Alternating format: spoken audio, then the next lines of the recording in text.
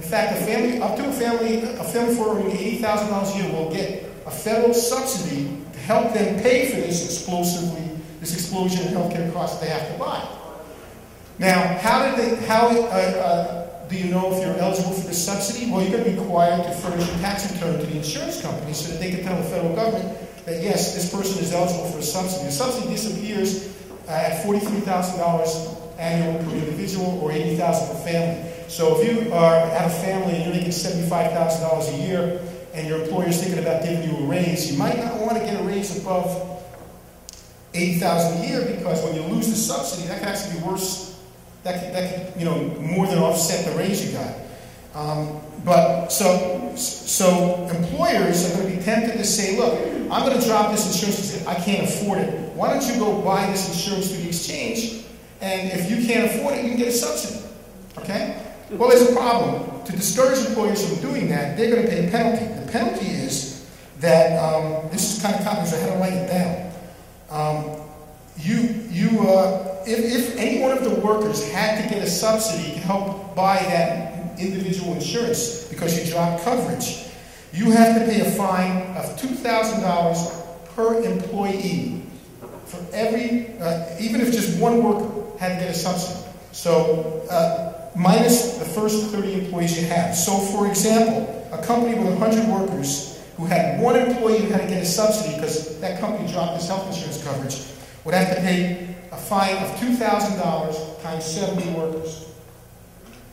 That's the fine. Still, if you think about it, if $15,000 per worker per year versus $2,000 per 70% of my workers, it's still may be a good business decision to drop the insurance coverage. So it's going to it probably will. So what's likely to happen is employers are going to drop insurance coverage and send people to the quote-unquote exchange to get individual insurance subsidized by the taxpayer.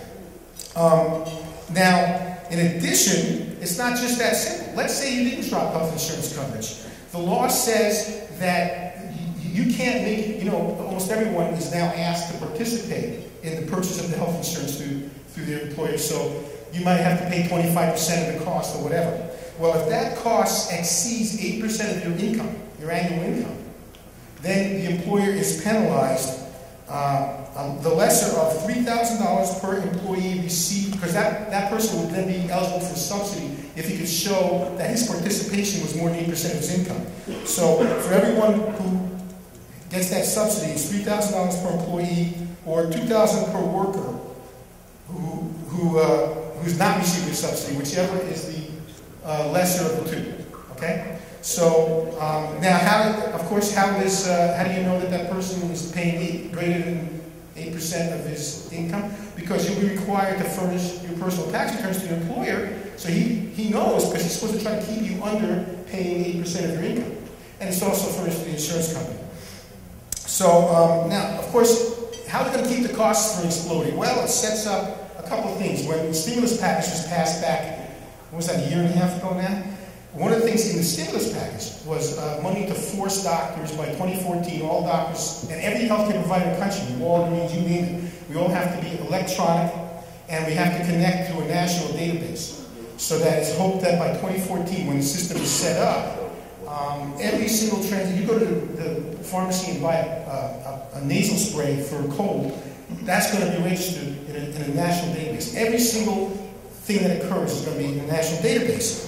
And a panel, now, it costs the average doctor about $100,000 to go to electronic records. And of course, there's great incentives for it because we get paid much more now than we used to. So, I'm being sarcastic. So, it's just another addition to our overhead. But the politicians recognize this, so we all get a $40,000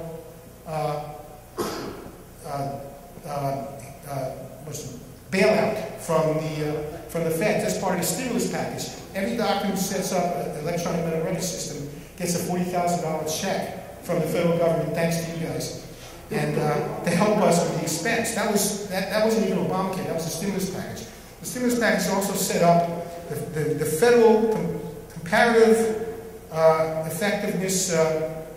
Federal Committee for the Comparative Effectiveness Research. The acronym is FCCCR. I don't want to say any more than FCCCR. PCR. I won't say what that. But what this Federal Commission for Comparative Effectiveness Research is, what they're supposed to do is collect all this national data and then issue studies saying what, in their opinion, is more cost-effective than other things. Of course, you're dealing with on a macro level than on a micro level. So that, for example, it might not be cost-effective to get a CAT scan on every person's lungs to see if they have lung cancer. On the other hand, you might want one, even if it's not cost-effective when you get with an epidemiologic perspective. But they're going to say it's not cost-effective. Now, it's not enforceable. These are just their findings, okay? Obamacare sets up something called the IPAB, Independent Payment Advisory Board, or Death Panel. And I don't think they use that word, though, but the Independent Payment Advisory Board is established, and its members have already been appointed.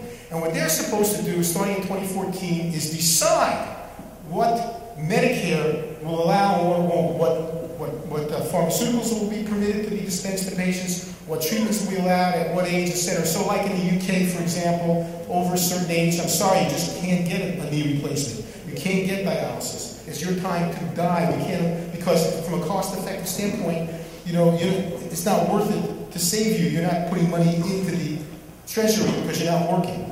So they will make those decisions, and of course, whatever Medicare does, all the insurance companies usually use that as a benchmark and follow suit.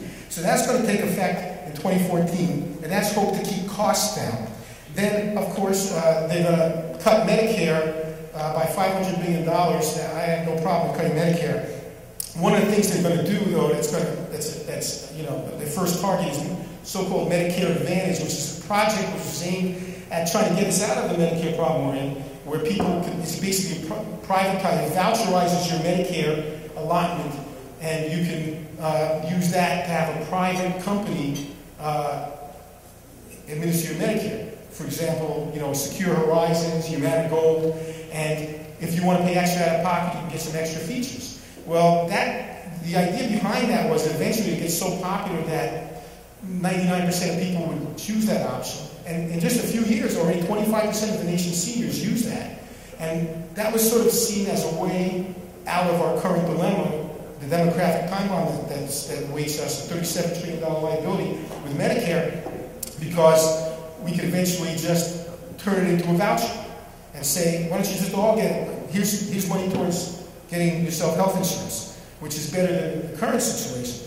But the left hates that because that's a way out of a single-payer government-run system.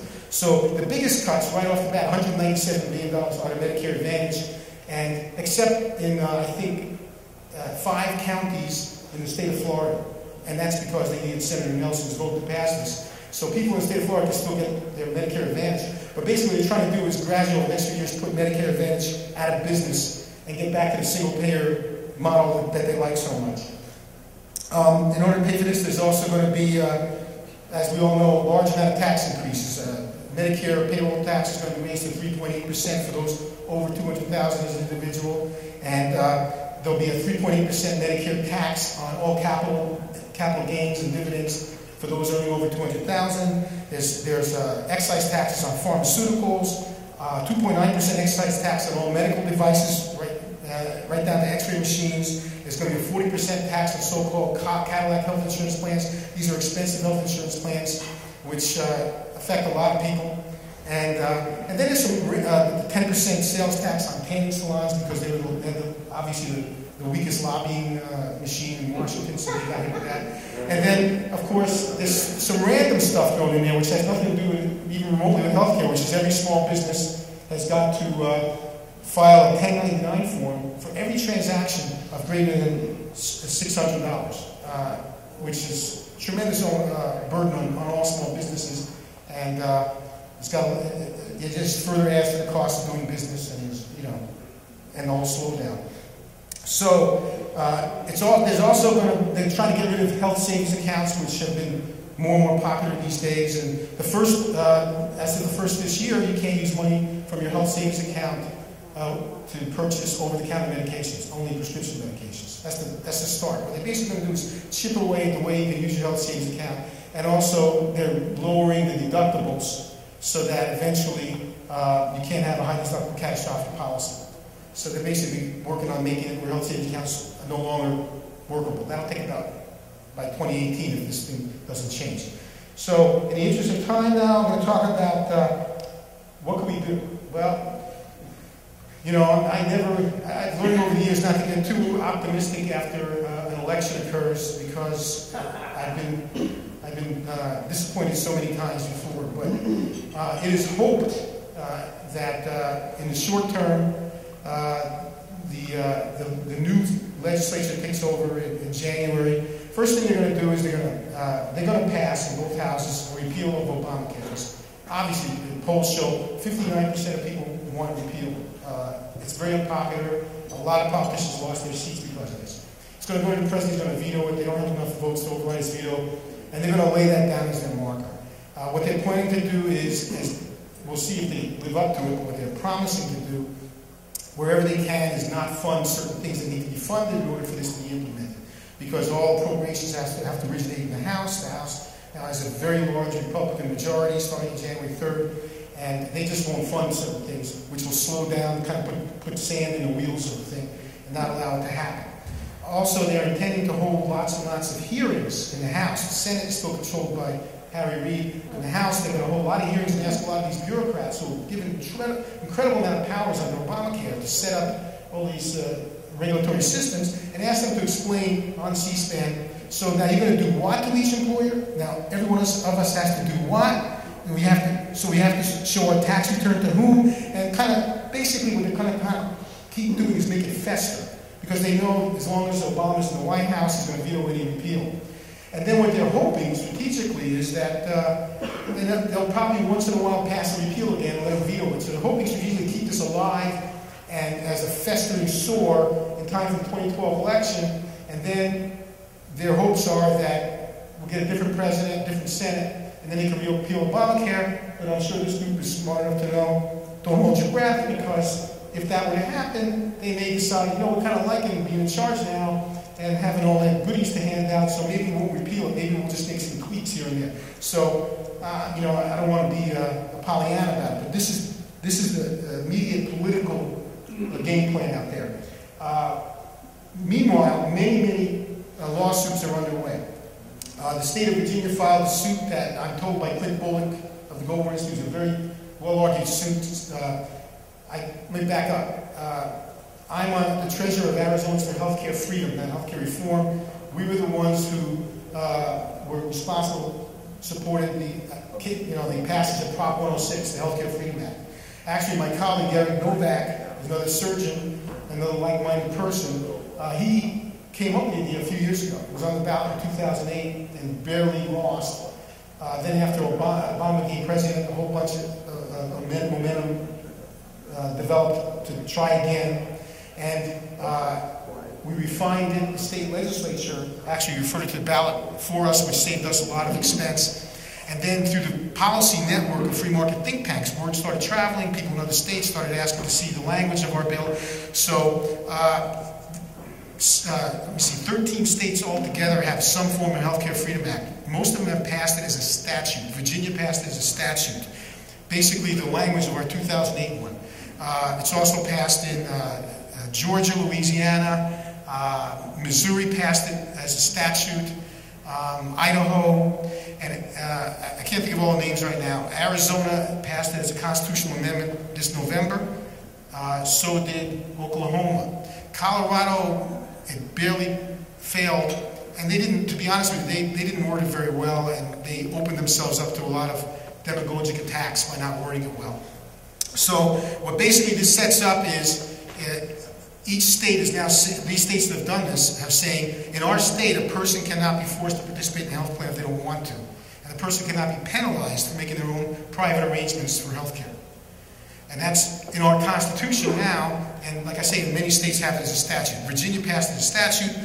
They went to court, and actually the preliminary results are very encouraging.